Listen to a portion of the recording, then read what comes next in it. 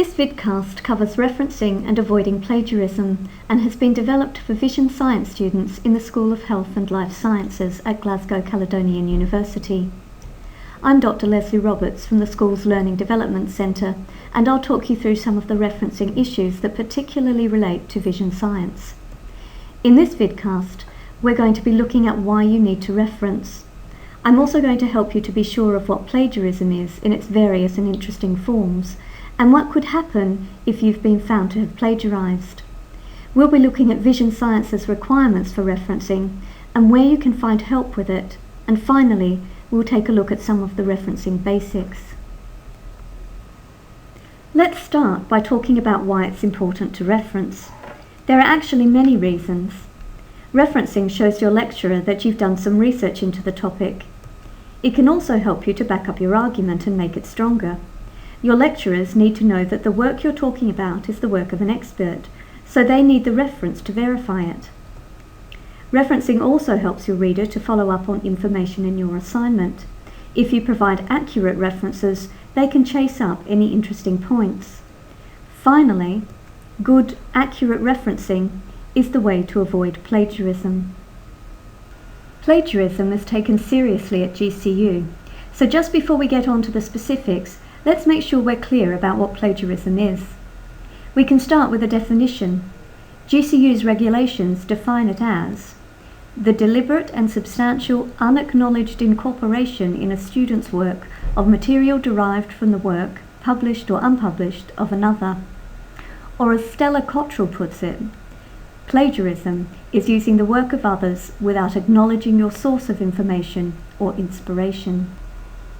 Any information that comes from another source needs a reference, so plagiarism includes copying word for word and not providing the reference, taking information and putting it into your own words without referencing, using someone's theory or research and not saying where it's come from, translating an article written in another language and using it as your own, or submitting another person's work as your own assignment or as part of your assignment. The penalties for plagiarism include a reduction of your mark, or you may be asked to resubmit a piece of work or resit the module. Very serious cases may be sent to the Senate Disciplinary Committee, which has the power to expel students. For vision science, plagiarism may also raise fitness to practice concerns, so it is definitely something you want to avoid. The good news is, all it takes to avoid plagiarism is proper referencing. So let's take a look at referencing for vision science.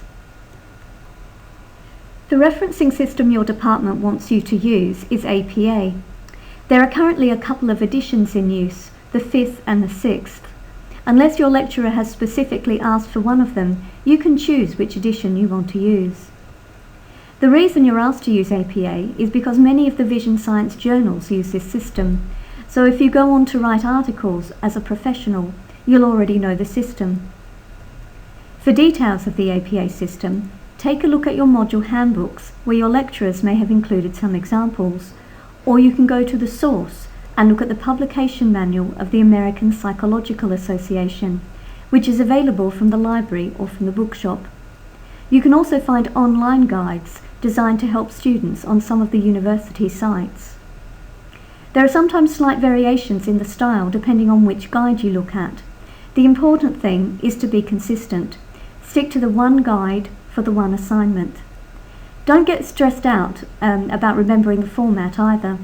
There's no referencing exam at the end of the year. You just need to have your guide open and match your references to the examples provided. Alternatively, for the references at the end of your assignment, you can use RefWorks, which is a program that will format references according to the style you select. RefWorks is available to all GCU students, and the library gives workshops and tutorials to help you use it. RefWorks will help format your full references into APA 5th or 6th edition, but you still need to know what information to input, so you still need to know about referencing in order to use it.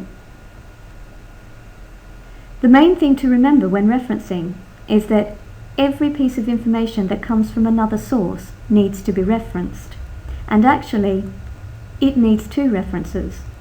One in the assignment itself known as an in-text reference or citation, where you give the author's family name and the date, or the family name, date, and page number for quotes, and one at the end in a list of references that is presented in alphabetical order. So if you wanted to use some information from the article we saw earlier, you'd need to find the referencing information on the front of the paper. Here we have the author's names, the name of the article, and the date it was published. It also has the volume number and the page numbers, which we need for journal articles. If the article came from an online journal, then for the 6th edition we'd also need the URL, or the digital object identifier. Now what we need to do is match the references we write to the journal article example in one of the guides, and we can produce the references. Here's our in-text reference. We've got 6 authors here, so the guide told me to use the first author's family name and et al. And here's the full reference. That's the basics. If you have any doubts about what to reference or how, come along to one of the referencing workshops run by the LDC. If you need some extra help with referencing in your assignment, you can also make an appointment with one of the academic development tutors and bring your guide with you. And here, of course, are my references.